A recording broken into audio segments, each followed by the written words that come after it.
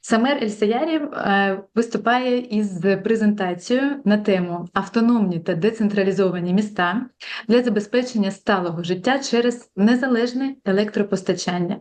Ця тема також є особливо важливою для України в наших сьогоднішніх умовах, в умовах нестачі електроенергії і пошуку виходу з ситуації, в якій ми є у зв'язку із війною. Будь ласка, Самер, я передаю вам слово. Samer, the floor is yours. Thank you very much for your participation today. Thank you, Alisa, for having me today and for sharing my projects and my experience in trying to help, of course, Ukraine and any hot war zone. Actually, let me first begin with the sharing experience as one of the key elements that the human race had been advancing through. So I will be presenting shortly in a very brief, try to not cross my time frame, some of the projects that I've been conducting. And maybe as Alisa have introduced me, I'm a scholar, I'm assistant architect, assistant professor of architecture. So I am a researcher, and at the same time, I'm a practicing architect. So I couple and I try to marriage between the practice and scientific research. So during the last 15 years, I have been conducting a lot of research about the decentralized housing. It is a new concept of a self-sufficient housing that doesn't require any infrastructure that you can build just by taking the decision in any deserted area or any post-war zone. So that means that you don't need any electricity grid from the government. You don't need any pure water or even sanitary network. So, of course, I have conducted the 10 different contexts and the 10 different sustainabilities. The 10 different contexts and sustainabilities include the natural and the climatic and the environmental sustainability, but also the economic sustainability and the cultural and the social sustainability of different and various communities. So I'll be presenting some of those projects, and please also bear in mind that each and every project of this has its own research and published paper. So this is a schedule containing the 50 design criteria that all of the coming projects will be just carrying all of this science behind the color and the renderings. So these are some of the samples that I'll be presenting today. I don't have, of course, the luxury of time to present everything, but I'll try to convey the message and convey the idea. So this is one of the projects that have been conducted in 2011. It have been awarded 3 different times internationally. It's a self-sufficient house with a zero energy grid, and at the same time it contains its own food farm. So it can provide the residents of the house with at least minimum 31% up to 80% in the emergency cases. At the same time, it's an open kind of mess where you can also host and welcome any new guests in war-zone cities and the displaced communities. People can just invite others with a homeless approach just to occupy the same or share the open spaces, which easily could be closed into new rooms at the same house. As I've conducted before some calculations, this house was made in Alexandria in the south of the Mediterranean with a 39 solar panel to just conduct about 10 kilowatt of electrical power per day. It might increase to 15 kilowatt per hour a day if we have just used or utilized the complete roof. It is a passive kind of cooling and passive kind of a climatic treatment where it invites and it allows the wind and the wind breeze in the hot zones in the desert area in Alexandria, where it eliminates and mitigates the need of any air conditioning systems. So that was 2011. This is a overview of the whole community, where also you can purchase 2 different houses and open them together easily. So it contains of a community. We are not building just compound or social housing. We are building communities. We are building the container of the social activities where people can thrive and can grow. So it is important also to have in mind, as I have mentioned earlier, the cultural sustainability and the social sustainability. And later on also I'll be introducing the economic sustainability, where the house can be the generator of income. The house could increase the income of the family as well. This is part of the scientific simulations and the CFD computational fluid dynamics simulations, just to make sure that all of the assumptions are true regarding the wind breeze and the thermal comfort achieved inside all of the houses, out of the house spaces. This is the outer farm where I've also designed the wind path just to ensure that all of the trees will just have the amount of humidity and the amount of air just needed with the indirect solar exposure where it can grow without burning out the planting system.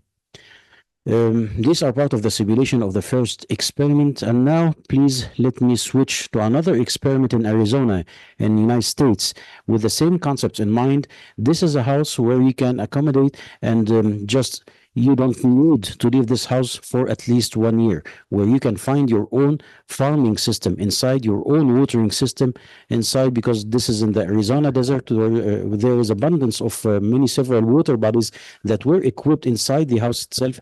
Through the courtyard with a very simple carbon purifier where you can purify the water and use it for drinking and for watering all of the farm. And of course, you can see here that there is an extensive solar panel array, not just to cover the needs of the family for a residential approach, but also for the work area and for jobs, and even to introduce some of the machines needed even to make a small factory within the house. This is another part of the simulations that were done just to ensure that the house would be function as it is assumed to function. Another one in Dubai, in United Arab Emirates. This will carry 4 different families where there is also no need for at least 7 to 8 hours to use the electricity to light the inner space, because it will be depending on the diffused and indirect solar exposure. In addition to having passive wind catchers, we have here 5 micro courtyards where it will be balancing the thermal, the hot air, which will rise above, because according to physics, the hot air is very light, so it just rises above and will be replaced by the cold air from the internal courtyard with the inner pool, which will conduct some kind of a passive cooling system without any need of any electrical air conditioning system. Another one, maybe inspired a little bit from the design code of Apple. I know we are all familiar with the iPhones. The iPhones is a very simple and minimalistic design with a very easy interface to use. But behind this is a very complicated engineering system. And this complicated system, which enables it to be easy to use and which makes it with this simple and minimalistic form. The same approach were used with the iHouse. The iHouse is a kind of architecture, very simple house, which were built basically for the poorer communities in Egypt, just to be a totally self-sufficient kind of housing. This is a most recent project. This is in 2021, which means that it is just after 10 years from the start of the research. So this house, as you can find here or can see here, it is with a vertical open courtyard. Each house that will be built will have also a new tree. So that means by building each house, you are also planting a new tree. It is an open house, which means that you will be having a porous urban mess, which eliminates the urban heat island. It's a problem that we suffer here in Middle East according to the hot zones. But also, this is not everything. This vertical courtyard will also be equipped with fog nets, which will condense the fog, the early morning fog, which can, according to the basic primary calculations, provide with the house residents from 5 gallons per day to 25 gallons per day. And also this will be acting as a biophilic design where you can see the tree, and it might be, it is recommended to be a fruiting tree, edible tree of fruits or vegetables according to the needs. It might carry also more than 1 tree if it is required by the residents of the family. It will be also welcoming all of the biodiversity, flora and fauna, and of course it will be allowing the wind breeze to pass through, which means that it will be cooling the upper and the inner rooms, in addition to having double skin, which will eliminate the solar exposure and shield and protect the inner spaces from the hot wave in summer and from the extreme cold temperature also wind in winter. According to the design, the inner skin are all from glass, which also allows the interior to be lit all of the day, according to the indirect reflection of the solar panels inside, of the solar rays inside. This house also is carrying a white facade, which allows that it welcomes the cultural diversity for communities. So each community can express their own identity also on the facade according to some slight modifications that just give a hint and will be a visual statement for any visitors that this house is belonging to a certain community. At the same time, the economic model here is equipping this tower that we can see at the edge of the house is a very complicated device which carries a pigeon tower. It is something familiar in the Middle East where the pigeons stay. These pigeons are is a farming animal which are used to be sold and maybe increase the revenue, and also it might be used to provide the residents with a certain amount of protein. Also, it is divided into two separate hydroponic systems, which means that also the residents of the house will be farming their own food, and also it acts as a steer, which means vertical circulation to perform all maintenance and also to connect all of the vertical rooms together. And this is not everything. Last thing that during the winter, 3 months winter, it will be acting as a huge water catcher, rainwater harnessing system, in addition to a wind catcher, which conducts a natural ventilation to purify and to clean all of those farming units. Those are some of the simulations also run to just make sure of the right proportions and to make the adjustments for the assumption and for the hypothesis of the design. This is some of the reports and some of the calculations just to make sure that the rainwater in the designated area and the dew system will be conducting and also will be preserved inside vertical tanks to provide the hydroponic system with the essential amount of water. This is some of the CFD or computational fluid dynamics also to ensure that the prevailing wind will be entering to conduct the passive cooling, of course, to eliminate or even mitigate the need for any air conditioning system, which consumes a lot of energy. I have conducted several solutions to equip also with the solar panels. Either it will be on the roof if it is just a single family house, or it might be equipped on the facade in case that I would like to make multi-story architectural building to house more than one family. These are some of the calculations at the designated geographical location just to make sure that this is the appropriate number of solar arrays to provide the sufficient amount of electricity. Of course, every statement that I'm presenting today, it carries a scientific research that were published either in an international conference or a Q1 scientific journal. But I didn't have the luxury of time to present the findings of the paper, so it was sufficient for me to project the output. Of course, the art or the visual identity in another way. In the designated geographical location, I have researched and concluded that the pop art of the area could be just minimalized in the 4 different color themes to give a visual reading of the program and to highlight the entrance and to provide also the tree with the essential LED to conduct its photosynthesis, just to make sure that everything will be performing as perfect as it should be.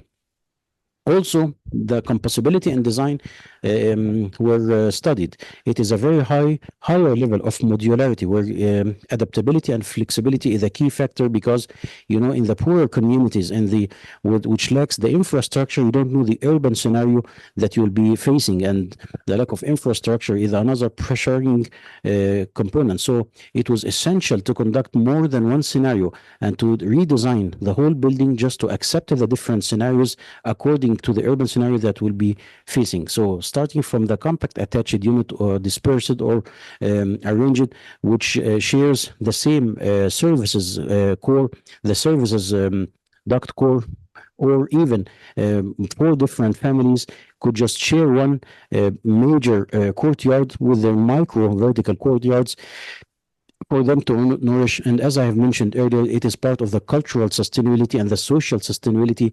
We are not just building houses, we are building lives. And we are on the other side of the war machines manufacturers. As some of the factories manufacture wars, our responsibility, we are the one who are manufacturing life. We are the one who are manufacturing peace and nourishing communities. This is another experiment or another project in south of Europe. This is a very little bit colder climatic zone. It's not in the Middle East anymore. It were used with the rammed earth. It is a zero waste and zero carbon and zero energy. So that means that this is a much more higher level than the projects that I've mentioned earlier. It is a rammed earth with 4 different varying degrees of courtyards, the varying degrees in terms of privacy, in terms of openness. So the most social and the most open is the major courtyard, and the most private is the bathroom courtyard with no openings at all. Also, you can find here that there is a series of fog nets just to collect and harness water from thin air and to purify it with a carbon filter. You can find also that the thickness of the wall were designed also to accept all rainwater and to harness all of the rainwater in smaller tanks embedded inside the wall. Also, you can find that all of the solar panels to provide all of the house with the essential energy and electrical energy for the house. You can find here that most of the house are in glass, but it is totally private and it is totally preserved because the outer wall acts as the main shield and the main private zone, but that would ensure also the daylight to enter without need to switch on any LED lighting system. It is a little bit sophisticated in terms of engineering, so I had to consult some of the experts to make sure that there will be a food production unit also inside it, which means that we have a lot of shelves for the hydroponic system, rain and fog water, natural heating system centralized just with a biomass of wood, which is abundant in this area, just at the middle, to ensure that the 4 spaces will have the same amount of energy with a very minimal resources. And finally, it is a zero energy home, which used a combination of solar arrays and piezoelectric flooring and piezoelectric escalators. So that means that the movement of the wind or the existence of sun, that means that at summer, at winter, it will be generating energy. And it might also generate both at the same time. At the summertime, at this area, the degree centigrade might rise up to 30. So it was very important and crucial also to make ventilation openings to allow the heat or the hot air to escape from the indoor. So this will not be acting as a glass house effect. It will be renewing its ventilation periodically. Last project, it is designed for all of the hot war zones all across the world, in Ukraine, maybe in Middle East, and maybe hopefully not in Taiwan someday. According to the political reports, there are a lot of hot zones and a lot of war zones that are arising. So this project were designed specifically for any project zone. The main idea for this project is to minimize the resources of construction as possible and to maximize the use and the solutions as possible, because in war zones there is no resources, even economic or financial resources are very, very limited, and there are shortage in everything. So without any further ado, it depends on 3 units, just 3 units, alpha, beta, and gamma unit. Those 3 units, by the way, were designed originally to be 3D printed concrete, but later on they were altered by styrofoam construction, and there are 4 different factories in the United States that can produce those styrofoam, and I think it is very simple. So it is not a very complicated science, it's nuclear physics. It is very simple. So this styrofoam is a blast resisting and at the same time earthquake resisting kind of structure. So the styrofoam or the just 3 units will be replicated in a mass production method. What will be the use of those 3 units? I started by building the rules of replica or protocol of assembly. The protocol of assembly should carry several approaches and several solutions. So if I need a flat wall, that might be the solution. If I need a flat wall with a core structure just to maximize the shadows, that might be the solution. If I would like to make corners, that might be the solution. So these solutions will be fitting in any deteriorated or damaged building. This is not necessarily need to be a new construction, but this will be as the spare parts for the damaged parts of any residential social housing. So that means that I can stop with a 3D printer at the desired level. Some houses are just 3 meters high, others are like 2.7 or 2.8. So that means that there is a diversity in the damaged residential existing houses. So as well, that also should be fitting with several levels just to make sure that any damaged wall or any damaged part of any buildings could be replaced with a new and diverse solutions. This is an overview of one of the units. Also, the important part here that each unit carries several functions. So the alpha unit, for example, let me just switch a little bit and I'll be good. So the alpha unit, I have 5 different prototypes, and currently while I'm speaking, I was developing the 6th version. So the first version will be acting as a light well to allow indirect sunlight to enlighten the interior space without any electrical lamps. The other one, if it is a hot zone, the wind catcher will be enabling the wind breeze to enter, so it will be acting as a passive cooling approach. The solar chimney, if it is also a hot zone, it will be just sucking up all of the hot air and getting rid of the whole air to be replaced by the cold air. It might also act, used to be a roof garden as a replacement of ordinary insulation against thermal insulation and water insulation. So that means that this is much more environmental and green element, and acting at the same time as in insulation for the thermal comfort and for the comfort of the residents. And finally, also, it might be acting as water harnessing or rainwater harnessing device, just to collect all of the water and filter it through several filters to provide the residents with clean water.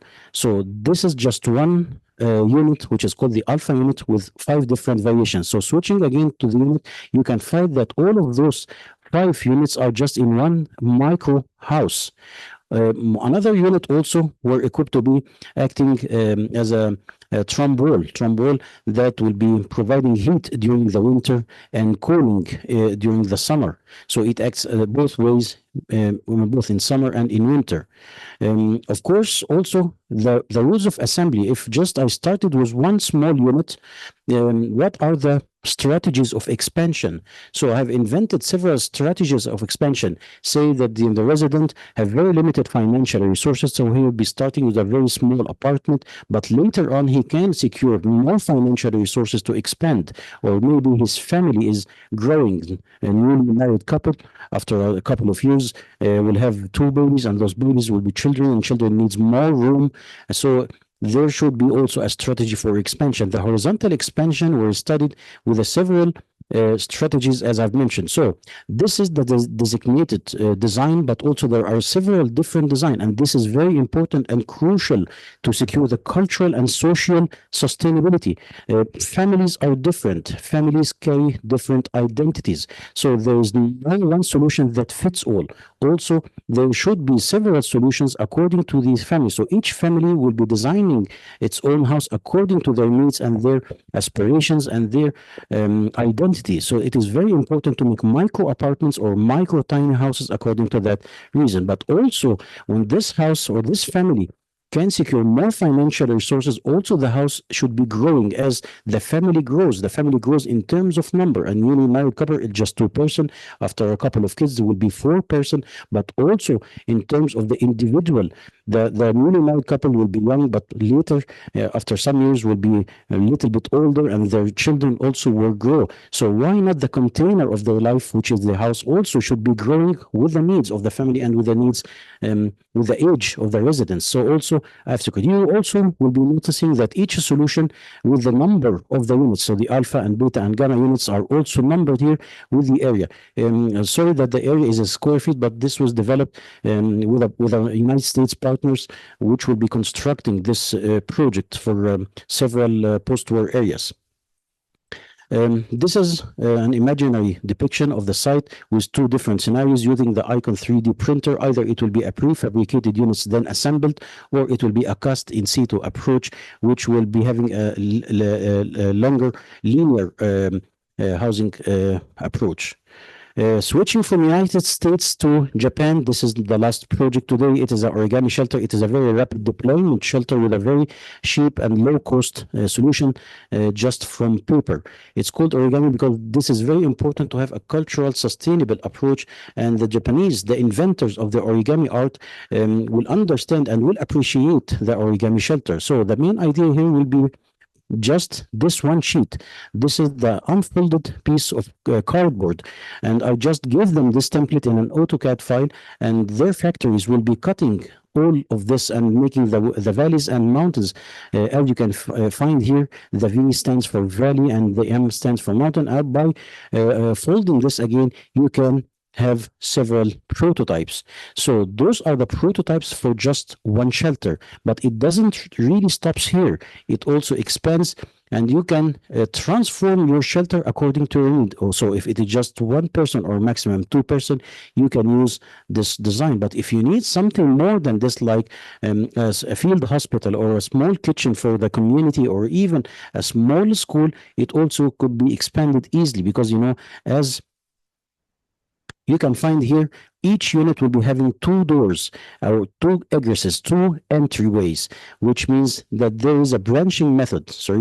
There is a branching method in one of the protocols of assembly where you can branch and expand by two bilaterally. Also, you can be transforming in a rotational manner or in a linear manner. So this is also part of the adaptability and flexibility needed because, you know, in the emergency cases, you don't know the scenario. But also, it doesn't stand here. You can find here that there are very tiny, small openings. Those openings were designed also to secure natural ventilation and natural light. And maybe if it is a rainy day and this is an outdoor unit, will be equipped with a hydrophobic thin film that will be covering the cardboard and the cartons, and then it will be gathering also some of the water that might be essential with a small simple carbon filter, just to make sure that you have some amount of the water that could be used even for cleaning. If it is also appropriate for drinking, that might be a good solution. So this is also a depiction of a site, complete site with an indoor part and outdoor part.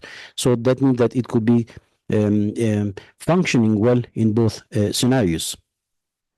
Thank you all for having me today. That was a very brief presentation according to time. I hope that I didn't cross my time frame, but here is all of my links and social media. Until I update my website again and relaunch it, you can connect with me and send me any inquiries through any of those social media. Thank you, Elisa, again for having me today, and God bless you all. Thank you very much. Thank you.